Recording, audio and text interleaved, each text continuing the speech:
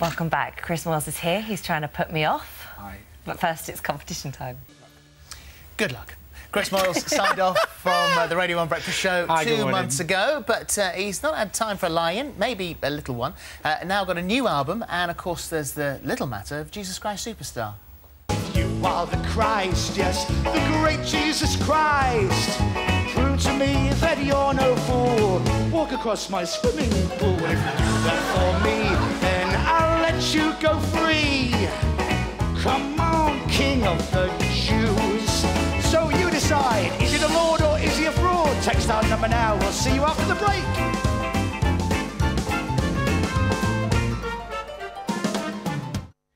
It was perfect, that timing, wasn't it? It came along after you got fired from Radio 1. Yeah, after I got binned off. And then I rang Andrew Lloyd Webber and went, please, I'll pay you whatever it takes. I saw you just before you were about to do that, and you were so nervous. You were like, actually, now this is really happening. I've been talking about it for a long time, and now I've actually got to go and do it.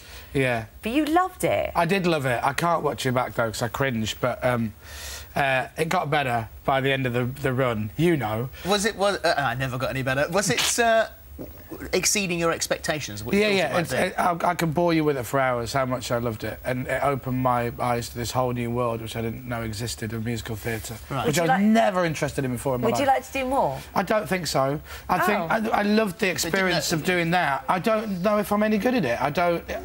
I loved, you know, that role was a charmed role for me. Amazing.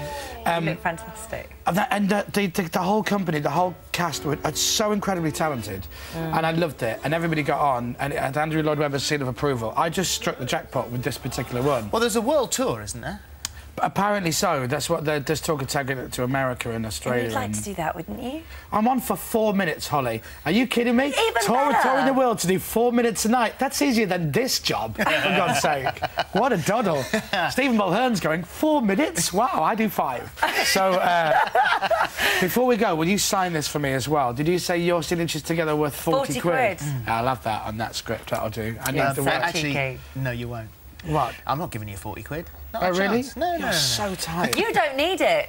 You've got this. Hey, listen, this is my album. The difficult second album. I've got you a copy each. Thank you very much. You always have one to show on camera, but then you never go home with one. You're quite right. Thank you. Thank you so much. The first album went gold. This is the second one. So this is more parodies. Yes. But with duets. I mean, there's a lot of famous people on here. Well, look at this. You've got Ed Sheeran, Gary Barlow, Ollie Murs, Davina McCall, Pixie Lott, Rizzle Kicks, James Corden, Robbie Williams. All of these people. You are the least known person on this album. I really am. On my own album.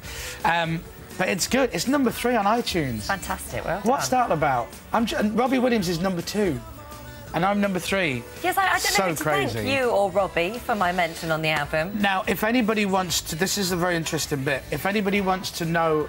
Holly gets mentioned in a track, which I wrote for me and Robbie Williams to sing, and Robbie sings a line about you, which we can't talk about on This Morning. Well, Phil probably will. It's cheeky. Well, yeah.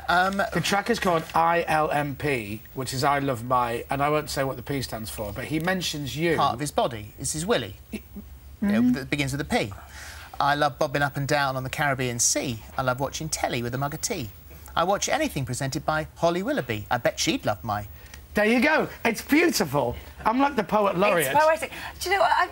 But Phillip gets mentioned. I always wanted to be written in a song. And listen, thanks to me, Robbie Williams sings your name. I know, that is lovely. That is lovely. Yeah, but... So ungrateful. Yes. No, I'm not. I love it. Thank you. So mine it's very nice. My track is Ed Sheeran. Yeah. Yeah, on this track. Me and Ed Sheeran sings the name Schofield. I want to be drunk by this morning because a bit of booze makes it less boring. Now, let me explain. How because, rude. No. You give it the, Schofield you take it away. is the next line. Windshield.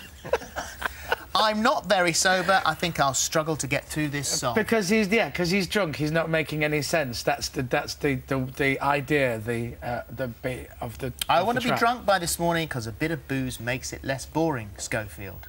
Windshield. I'm not very sober. That's how it goes. Anyway, listen, how about you guys?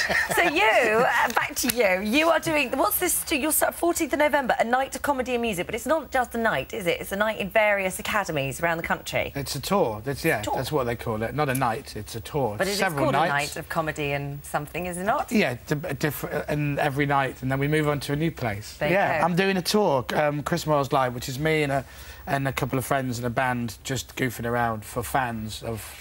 But have you taken people from the radio to do it? Al and Dom are going to come and do it. No comedy, Dave? Dave can't do it because he's got other stuff. He's got work. Whereas me, Al and Dom have got nothing.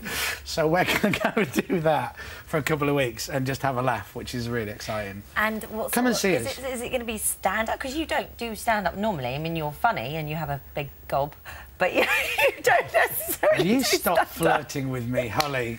But you know, the sexual chemistry here is electric. Isn't it's it? almost it's like static electricity close to it. It's like zipping across. I honestly believe in a different. If things were different, Holly and I would have fucked up. He does actually believe that as well. Oh, you do? Yeah.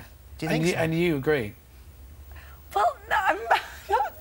Yes, okay, you're fine. right. Then fine. I believe you and I in a different time, Phillip, could have hooked up. Yeah. I think you would as well. Do you miss the radio?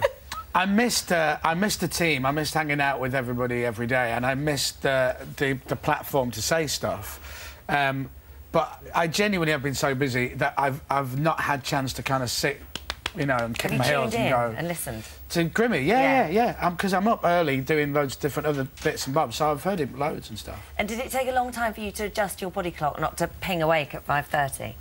I do ping awake at 5:30, but I don't wake up till 8:45. Thank you. I'm awake by 8 normally. I can't help it. But you know what it's like. You guys get up early for this. It's just your body gets into a habit. So it's easier for me to get up early now than it was when I was doing the blooming show for guys. To struggle to get out of bed now. Now I wake up every morning at 5:15. Think, I've got nowhere to go. I know. You look really well, by the way. Thanks. Oh, now you're being nice. Thanks. No, I am nice, but you do. You look very well.